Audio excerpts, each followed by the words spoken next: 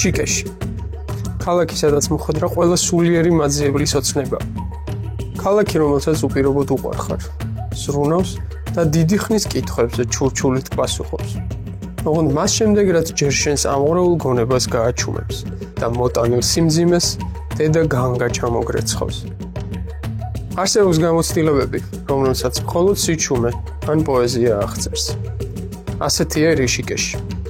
ქალაქი სიზმარი, რომელიც გაღვიძებს. რატო ავდექით ამ დილაუთენია 5 საათზე, 4 საათზე ავდექით და უნდა მზის ამოსვლას შევეგებოთ მთის წვერზე, სადაც არის ძალიან მნიშვნელოვანი სალოცავი. აქ ამბები რო წაიკითხო, ყველა ტაძარზე წერენ რომ ძალიან მნიშვნელოვანია, მაგრამ ამ მნიშვნელოვანებში კიდევ უფრო რომელი მნიშვნელოვანიც არის, იმ ადგილებში ვცდილობ რომ მივიდე, იმიტომ რომ დიდი ხნით ავარ ჩამოსულები. და ზოგადად ვინმეს თუ გაქვთ ეგეთი პრობლემები საკუთარ თავთან, დილით ადრე ადგილმა გიჭირთ, დისციპლინა გიჭირთ, საკუთარ თავის ორგანიზება გიჭირთ და ჯანსაღ ცხოვრების წესის დანერგვა, აშრამები არის მოდისთვის ფანტასტიკური გამოსავალი. აქ უნდა ავიაროთ 300 საფეხური, რაც განწმენდით რიტუალად ითვლება ერთგვარად და უნდა ვთქვათ ეგეთი მანტრა ჯეი მატაჯი. მატაჯი არის დედა ღმერთი, ღვთაებრივი დედა. აი ეს დელეგაცია საქართველოსი ამათგან ერთი 64 მაინც თუ აუსრულდა სურვილი ქვეყანას ეშველება.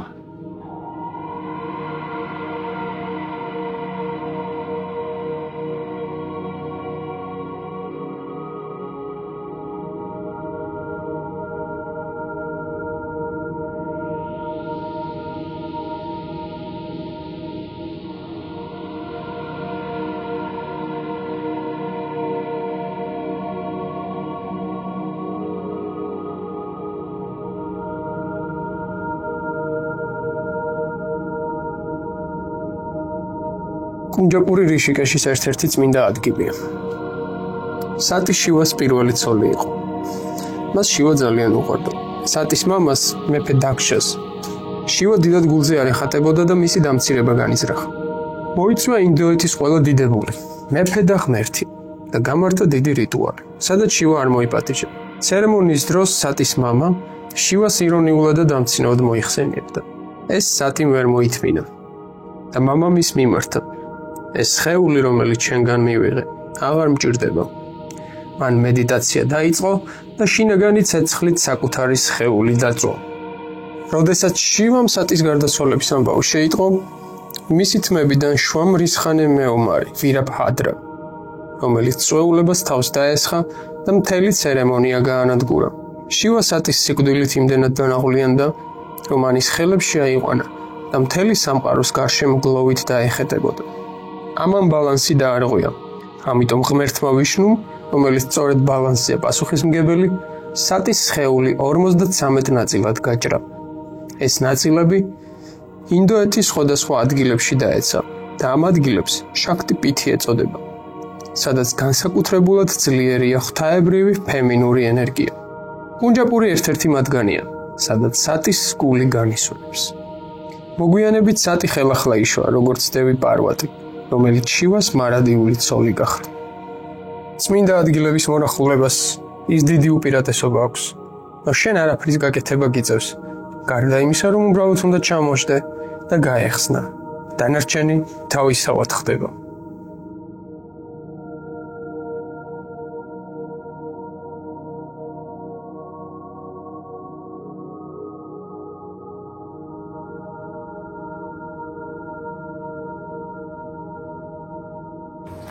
მოვედით მასიშტას მოგვიყვებულში. მასიშტა იყო უდიდესი სეპტა რიში, რიშებიდან ერთ-ერთი. მასიშტა იყო რამას მასწავლებელი ამავდროულად.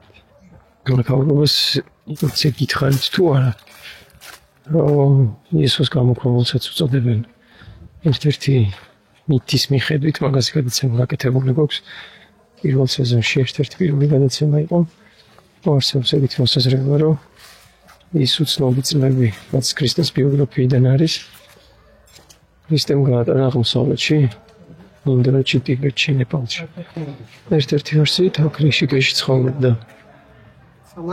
და აქ ამ გამოქვაბულში მედიტირებდა.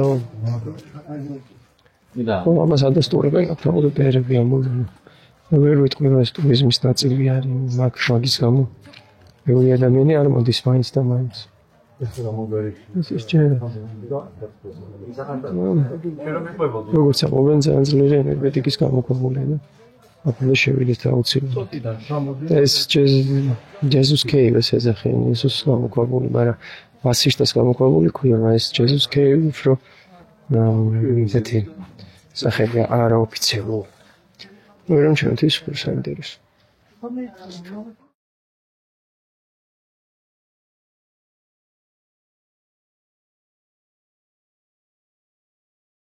მოკლედ ვიყავით ამ გამოქვაბულში. სასწაული ადგილია მართლა, სასწაული ადგილია, როგორც კი შედიხარ, ისეთი სიმშვიდე დგას.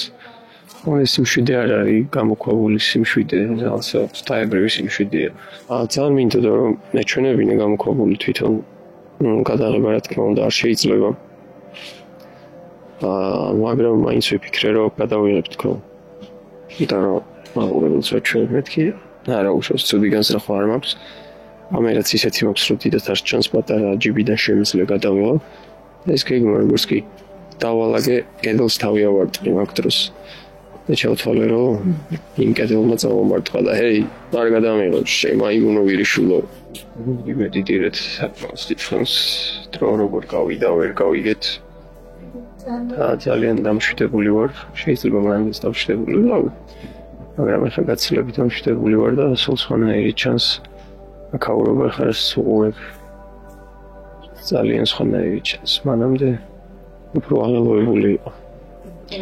მშვიდობელზე რომ უყურებუნებას აღიქვა მის სილამაზეს და რაც შენ თვითონ აღელვებული ხარ, ეს ღება მიმდინარეობს ტვინში და ამ სილამაზეს ვეღარ აღიქვა. შესაბამისად სილამაზეს რო ვეღარ აღიქვა, აღაზრი აქვს სიცოცხლეს და არაცნობიერად იწყებ დესტრუქციას. ვლინდება მე სხვადასხვა ჩვევებში, ხასიათში, ნიჰილიზმში, დეპრესიაში და ასე შემდეგ.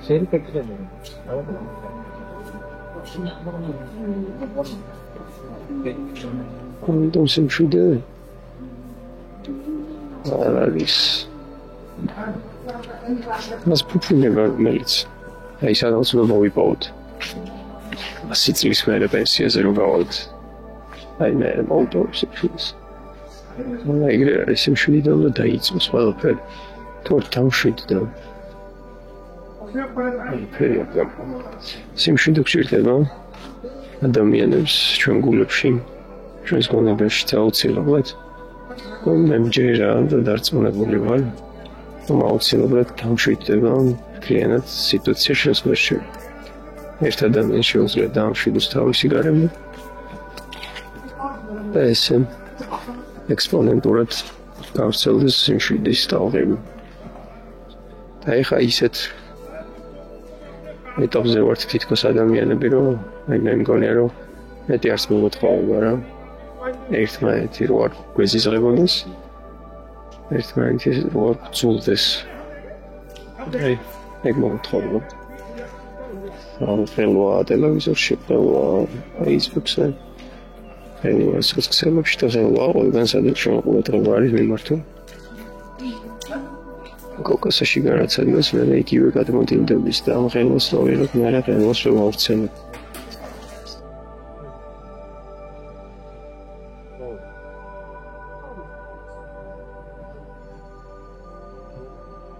არ მეგონა ამ ხელას სევდათ მქონდა გულში. რო გამოვედი ამი საიდან წამოვიდა ეფუცნობა ამ წუთას სიტყვებით ვერ ვალაგებ, მაგრამ ძალიან ბევრი ვიტირე. ეხლა მივხვდი მაგან გასწავლას და ჩავედი და რო დაველაპარაკე და თვითონ ცოტა მელაპარაკა, მაგრამ ჯერ კიდევ მგონია რომ ბევრი მოგასაზრებელი და რაღაც ემოციები რომელიც არ მეგონა რომ საერთოდ მქონდა მქონია. თავარი არის ის რომ აი ჩემი ეგ კუთხე კულტურა დამანახა კარგად და ეხაც მეტირება რეალურად, როგორც რაზე მეტირება ჯერ კიდე არ ვიცი.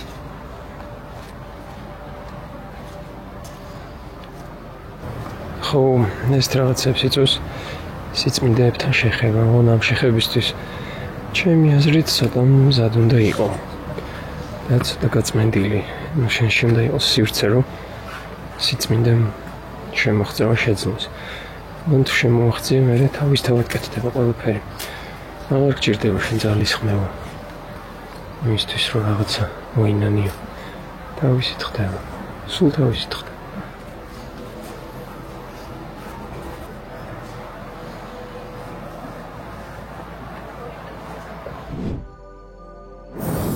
გავაძრეთ განჯის პირზე. ფრისტაილერია. რეპოს ეგრევე და სიტყვა უნდა უთხრა. I think it's a miracle. I'll be in Rishikesh trying to get spiritual. You can't feel it all. I hope you can't feel it too. ეს არის აშრამის ერთ-ერთი ოთახი. ორკაციანი. ეს ჩვენი ძმა ავსტრალიიდან რო რეპოვდა, ცხოვრობს კრია-იოგას აშრამში, არის 17 წლის. იყიდა ინდოეთში ერთი გზის ბილეთი და წამოვიდა საკუთარი თავის აძიებლად. იმისთვის რომ ის ცოდნა, რასაც მიიღებს, მერე ჰიპ-ჰოპში გამოხატოს და ესეთი რაღაც მითხრა, რომ ჰიპ-ჰოპი ძიწილა თუ დემონურიო, ეხლა რაღაც აშინელებებზე რეპავენო და მე მინდა რომ სულიერი ასპექტები შევიტანო.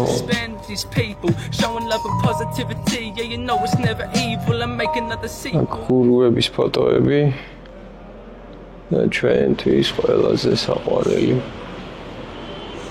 რა თქმა უნდა. აუცილებლად კრია-იოგას აშრამებში იესოს გარეშე არ არსებობს არც ერთი სალოცავი. რადგან თვლიან, რომ იესოც იყო მათი ერთ-ერთი მასწავლებელი, ლამაზია ეს ამბავი.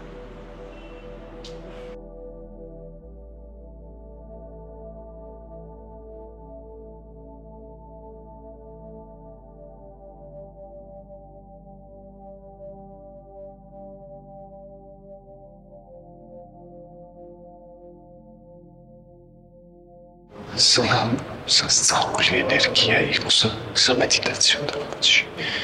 გარეთ რო გავალგოთ.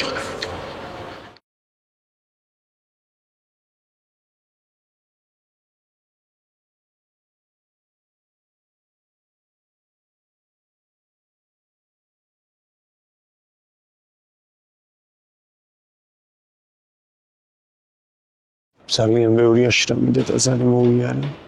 ბოთენი ხილის მანძილზე, მაგრამ არ ვიცი ის სასწაული იყო შეუძლებელია მართლა შეუძლებელია მისი სიტყვებით გადმოცემა.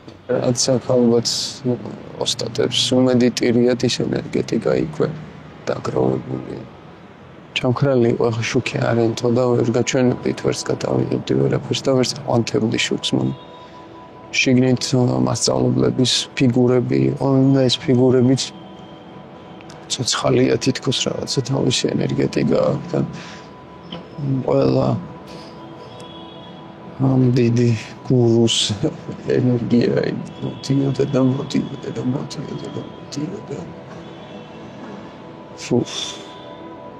და მადლობა მაქაურობას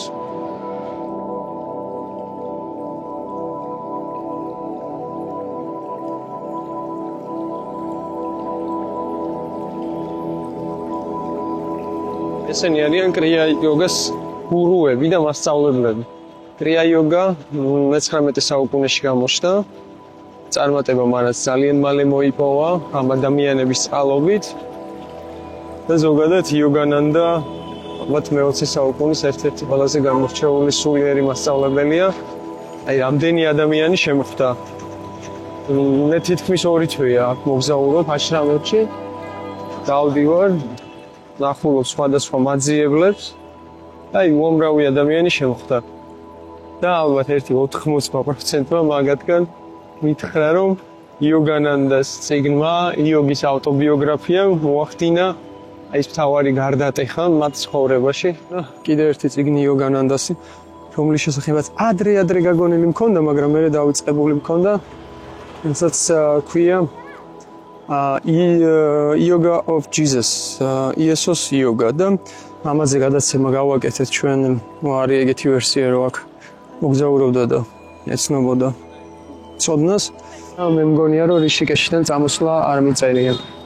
არა და კიდე ბევრი რაღაცა მაქვს სანახავი.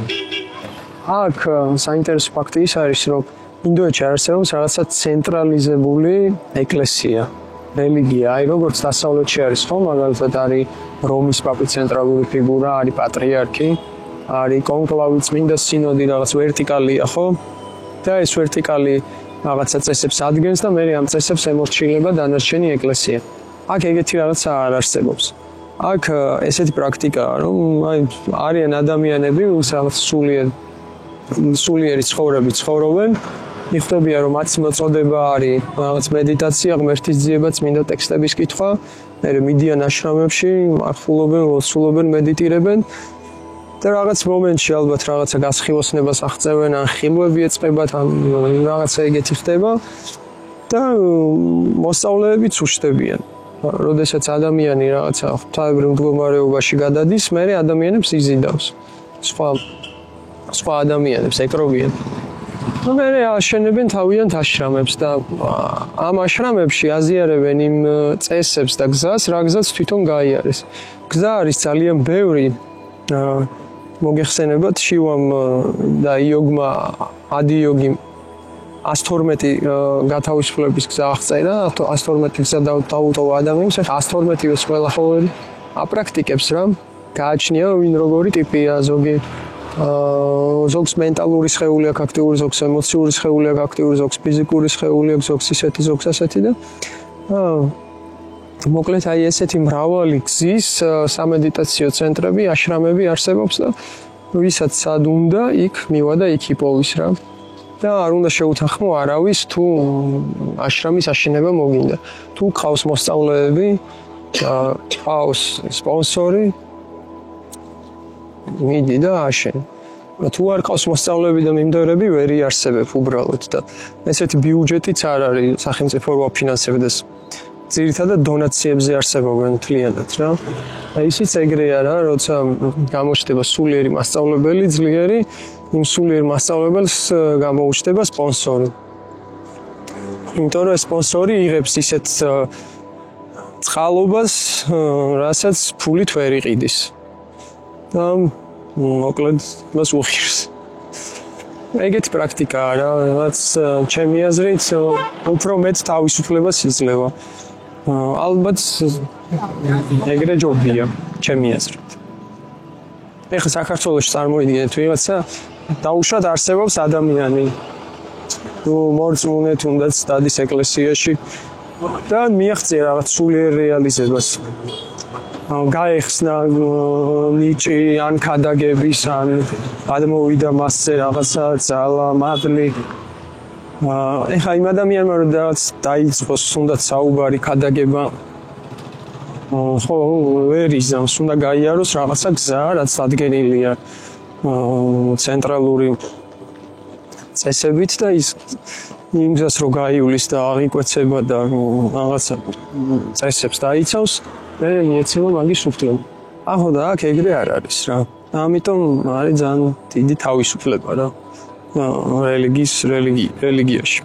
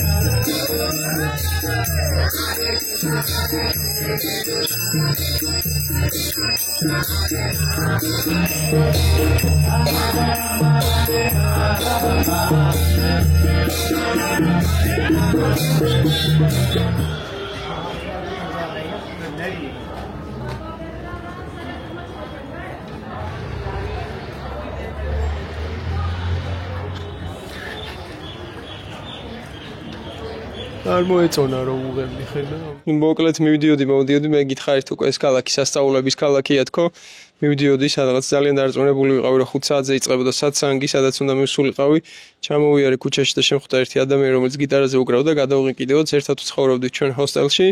ჩამოვჯექი ცოტა ვიჭორავეთ და მითხრა რომ ჩამოდი ცოტა ვილაპარაკოთო და მეთქი არა საცანგზე მაგვიანდება თქო. მივედი საცანგი იწყებოდა თურმე 4 საათზე დაკეთილი ყოფილა, ამოვედი უკან მეთქი ჩავალ იმ ჯიგარს დაველაპარაკები თქო და აღმოჩნდა რომ ჩვენი მეგობარი ბათუმში ყავს მეგობარი და გემზე მსახურობდა. How are you? Very good.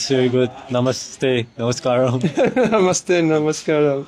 Yeah, tell me about your friend in Batumi. How did you Oh, you mean about the friend in Batumi? Actually, our captain was also from Batumi. Oh. He was a Georgian captain. His name was Mukasarvia. Tengis Mukasarvia. He was very little bit grumpy, you know. Yeah. Wow, Tengis Mukasarvia qole kapitani gemze. Yeah, but he was very nice to me. But our junior officer, our third officer was also from Batumi? From Batumi, yeah. His name was I don't remember his name. Mirza, yes. Wow. He has a son, daughter now. Or son or a daughter, I don't know, but I just saw a recent post on Instagram. It was like that, and one guy his name was Dima. Yes, he is very big and tall. You know whole Batumi. Yeah, he told me like the brinjal is called Badrijani. You know. Badrijani. Yes. So that's why I cannot forget, because it was very funny and very nice experience for me. The world is so small. The world is so small, but Georgia is very beautiful. I've never been there, but you're welcome. You're welcome. It's like, and they told me there's like 100 different cheese in. Oh yeah. Is it true? Yeah. I don't know. Cheese is everywhere. Yeah. In bread, in khachapuri, we have really good acharuli khachapuri in Batumi. Yeah. You have to come. Yeah. Wow. Nice to meet you. Yes. Მისი მაღაზია. ერთ ჰოსტელში ცხოვრობდით, ერთად მედიტირებდით. და აქ გიტარაზე უკრავს, მანტრებს ვღერის. და ძალიან მაგარი, ახლა გავთიშო კამერებს და ისე ვილაპარაკებთ ცხოვრებაზე. ძალიან მაგარ რაღაცებს ყიდის, საოცრად ხარისხიან. საცმელს. საინტერესო რაღაც რაც შემხდა. აი ესეთი ორნამენტების საფულესავით არის გულსაკიდე და მეთქი ძალიან ქართული ორნამენტები ეთქო და ტიბეტურიაო ესე მითხრა. საქართველოს დროშას ტიბეტშიც იცნობა ხედავ თქო. ეს არის იაკის ბეწვი. რაც მაცვია. ისეთ სასიამოვნოა, არ მინდა რომ გავიხადო. აი შივანანდა ვისაშრამშიც ვიყავით. მაგის ისტორიაც ესე იწყება. როდესაც ექიმი იყო მალაიზიაში, დავაზუსტეთ მე და მალაიზიაში იყო. იქ ერთი კაცი შეხვდა, რომელმაც რაღაცა წიგნი მისცა, ერთი წიგნი მისცა და ის სულიერი ლიტერატურას და ის წიგნი წაიკითხა. იმდენად მოიხიბლა, რომ ეგრევე წამოვიდა აქეთ რიშიკეში, 12 წელი ცხოვრობდა, აი აქ. ის არის აქ. აი ესეთი ქოხები არ იქნებოდა. უფრო პატარა ხის ქოხები იყო იმ პერიოდში. და 12 წლიანი პრაქტიკის მერე, როგორც მითხრეს, კრიშნა გამოეცხადეს, ვთქვათ, კრიშნას შეხვდა, რომელმაც უთხრა, რომ დაეწერა წიგნი. მან დაწერა წიგნი და მე რაღაცნაირად აი ესე თავისთავად ეს წიგნი მოხდა ბრიტანეთის ერთ-ერთ მუზეუმში, ვიღაცამ წაიკითხა, ძალიან მოეწონა და გააგზავნა ინგლისში. ინგლისში გაგზავნის მერე მეფეს უნახავს და იმდენად აღფრთოვანებულა, რომ ჩამოვიდა. მე შეხვდა პირადად და ის მიწა, ეხლა სადაც არის აშრამი, გადასცეს უსასყიდლოდ და მე ნელა დონაციების ხარჯზე აშენდა და იქ აშრამში შეგნით ყველგან აწერია, რომ აი ეს მაგალითად მოზამბიკიდან შესწირა ვიღაცამ ფული და იმისი ხათრით რა იმისი დახმარებით არის აშენებული. ეს არის ზღაპრული ქალაქი, მართლა ზღაპარია. ძალიან დიდი სიყვარულის და სიმშვიდის ენერგია. ეს არის რაც მინდა საქართველოში სიმართლე რო გითხრათ რა. ამას რა იწოს, ამას იწოს ბუნებასთან ახლოს არიან პირველ რიგში, მეორე რიგში არ არიან მატერიალისტები. სულიერი ცხოვრებით ცხოვრობენ, სულიერი სამყაროთი ცხოვრობენ. შეიძლება იფიქროთ, რომ რაღაცა ილუზიაში არიან გაჭრილები, რაღაცა არასწორს ადიდებენ, მაგრამ სულიერი ცხოვრება რა არის მიტევება, უცხოს პატივისცემა, როგორც ღმერთს ისე რომ შეხედა უცხოს და ამ პრინციპებით ცხოვრობენ ყოველდღიურ ცხოვრებაში. ყველა არა რა თქმა უნდა, მაგრამ უმეტესობა. ძალიან კეთილგანწყობილები მხდებიან ყველგან. სიმშვიდე, სიყვარული და მოწიწება, რაც არის ალბათ მნიშვნელოვანესი ცხოვრებაში, იმიტომ რომ მაგის გარეშე ბედნიერი ვერ იქნება. უბრალოდ ვერ იქნები. აი, რამდენი ინვესტიციაც არ უნდა მოიზიდო, რამდენი ცათამბჯენიც არ უნდა ააშენო, რამდენი კაზინოც არ უნდა ააშენო, რამდენი ბანკიც არ უნდა გქონდეს, როგორი მაღალი GDP-ც არ უნდა გქონდეს და მოკლედ სულ რომ მოწყვიტო ვარსკვლავები ეკონომიკურად, სულიერად თუ არ იქნები ბედნიერი, შეუძლებელია რომ შენი ცხოვრება იყოს სავსე. არ გინდა რომ მაგალითად ღარიბი იყო და რაღაც ქუჩაში გეძინოს, ხო? და ორივე საჭიროა, ორივე ძალიან მნიშვნელოვანია და ჩვენ ქვეყანაში შესაძლებელი არის მაგისი დაბალანსება. ტყუილად არ არის რომ ვართ აღმოსავლეთის და დასავლეთის შუაში და გზაგასაყარზე. ეს იმას ნიშნავს, რომ ჩვენ ძალიან კარგად გვესმის ორივე. ძალიან როგორც მიხეილ ჯავახიშვილი ამბობს, საქართველოში ჩვენი მისია არის დასავლური აქტიობის და აღმოსავლური სიბრძნის დაბალანსება ერთდროულად. ეს არის ძალიან მნიშვნელოვანი და მე ვფიქრობ, რომ აი ამისგან, აქაურობისგან ძალიან ბევრი რაღაცის სწავლა შეგვიძლია და ძალიან ბევრი რამე შეგვიძლია წამოვიღოთ. მოკლედ ბევრი რაღაცის სწავლა შეგვიძლია აქედან ძალიან ბევრი რაღაცის და მე მგონია რომ ჩვენ კულტურასთან ძალიან ახლოს არის. ან ზოგადად ქართველები ვართ მიდრეკილები სიხარულისკენ. სიხარული არის ჩვენი ერთ-ერთი მახასიათებელი, რომ შინაგანად ძალიან მხიარული ხალხი ვართ. ძალიან დიდი სიყვარული შეგვიძლია და ძალიან სიცოცხლის მოყვარული ხალხი ვართ. და აი ეგ რაც გვიშლის ხელს, აი მაგაში, აი ეს არსი რაც არის ჩვენი, მაგ არსზე გადადებულია ძალიან ბევრი შიში. შიში და ეს შიში საიდან მოდის? ეს შიში პირველ რიგში არის მატერიალური, ანუ სულიერ სამყაროში შიში არ არსებობს როგორც ასეთი რა. ეგ ყველაფერი არის ძალიან მატერიალური. და აი როგორც კი ამ მატერიალურ შიშებს ცოტათი დავალაგებთ, აი ეს ამობწყინდება, აი ის რაღაცა ამობწყინდება, რაც უნდა ამობწყინდეს და მაგას ველოდებით ამდენი ხანია, როდის ამობწყინდება და ძალიან დიდი იმედი მაქვს, რომ მე მაგას მოვესწრები და ვიხილავ ჩემი თვალებით, იმიტომ რომ მართლა მგონია, რომ მაგის გამო ვარ დაბადებული სწორედ ამ პერიოდში, ამ დროში და ამ ქვეყანაში, რომ აი ეს ვიხილო, რასაც ქვია საქართველოს გაბწყინება, იმიტომ რომ აი სადღაც თვალი მოვკარით ჩვენ ფეხბურთის დროს გაბწყინებულ საქართველოს. ან გაბწყინება არის აი ეგ, როდესაც ადამიანები სიხარულში და სიყვარულში ერთიანდებიან. აი ეგ არის გაბწყინება და გაბწყინება არ არის 100 სართულიანი ცათამბჯენი, რომელიც მზის შუქებს ირეკლავს და ბწყინავს. ეგ არ არის ბწყინვალება. ბწყინვალება არის თუ ალებიდან რომ ანათებს ადამიანი და აი გაბადრული სახეროა. აი ეგაა ბწყინვალება და ეგ გვინდა ჩვენ და მაგას აქ ვხედავ და მაგიტო მიხარია აქ ყოფნა, მაგიტო მიხარია და მინდა რომ ჩვენთანაც ეგრე იყოს. ძალიან მინდა და ერთ-ერთი მიზანი რატომაც აქ დავდივარ არის ის რომ ჩემი თვალით ვნახო, ჩემი თვალით ვეზიარო და მე გადმოვაზიარო ჩვენთანაც რომ ჩვენს გონებაში, ჩვენი ხალხის გონებაშიც აი რაღაცნაირად აღიბეჭდოს.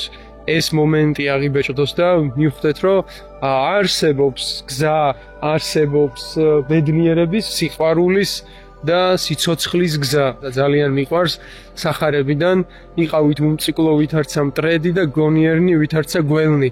აი ესაა ჩვენი გზა რა, უნდა ვიყოთ გონიერები, გველებივით, როგორია გველი მოქნილია, არ არის ესეთი ხისტი, ხო? და ძალიან გონიერია და რაღაცა ერთ მომენტს ელოდება და ერთ მომენტში ნახტომს აკეთებს და შხამიც აქვს და მისი შხამი წამალიც არის და საწამლავიც არის, ხო? და ამ დროს მტრედი არის ძალიან სუფთა და უმციკლო, ხო? აი ეს ორივე რაღაცნაირად უნდა შევახამოთ ერთმანეთში. ეს მტრედი შეიძლება იყოს რაღაცა სულიერი სამყაროს სიმბოლო და გველი შეიძლება იყოს გონის, ტვინის, ანალიტიკური აზროვნების სიმბოლო და აი ეს ჩვენ შეგვიძლია რომ აი ეს ანალიტიკური გონება ჩვენი, რომელიც ძალიან ძლიერი გვაქვს დაუქვემდებაროთ ამ სპექტაკლ სულს. მერწმუნეთ რომ ეს მარტო მე კი არ მინდა, თქვენც გინდათ და ბევრ თემსოფლიოს უნდა რომ საქართველოს შეასრულოს თავისი ფუნქცია რაც არის რა. და ეს ორი კულტურა შეაკავშიროს ერთმანეთთან და არის მკურნალი მიწა არის საქართველოს. შემთხვევით არ არის მართლა ამდენი სამკურნალო წყალი რომელიც მკურნალი მიწა და თეო მსოფლიოს ახლა მკურნალები ჭირდება, ჰაერივით ჭირდება. უნდა გამოვიპოვოთ ხო ჩვენი თავი, უნდა გამოვიკვლიოთ ვინ ვართ, რა ვართ, რა არის ჩვენი მისია. ამაზე უამრავ ადამიანს ულაპარაკია. არაერთი გონიერი ჭკვიანი, ინტელექტუალური, სულიერად და გონებრივად ამაღლებული ადამიანი ამაზე ფიქრობდა, წერდა და აზიარებდა და უნდა გამოვიყენოთ. აი ეს ინტელექტი, ეს გონება არის გამოსაყენებელი ცხოვრების სამსახურში. გაჩნდება ალბათ კითხვა, რომ აი როგორ შეიძლება ჩვენთან მაგის გაკეთება, როცა იქით ყავს ესეთი დამხრობელი, სასტიკი და აგრესორი მეზობელი. აი, არ ვიცი, რატომღაც ესე მგონია, რომ ჩვენ გზას დავდგებით. აი, ეგ მეზობელიც ვერაფერს ვერ გახდება. გამორიცხულია, არა, ვერაფერს ვერ დაგვაკლებს. თუ ჩვენ ვიქნებით ჩვენ გზაზე და ვიქნებით, ასე ვთქვათ, აი სულიერ სამყაროსთან კავშირზე ვიქნებით, ამ სულიერ ძალებთან. ჩვენ მაგ სულიერმა ძალებმა გადაგვარჩინა მთელი ცხოვრება.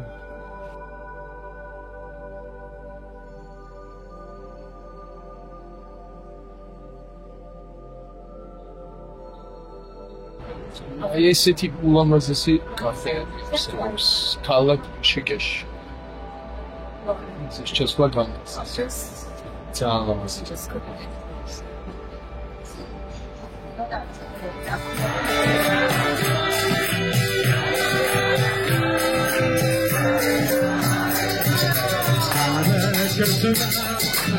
Hare Krishna, Krishna Krishna, Hare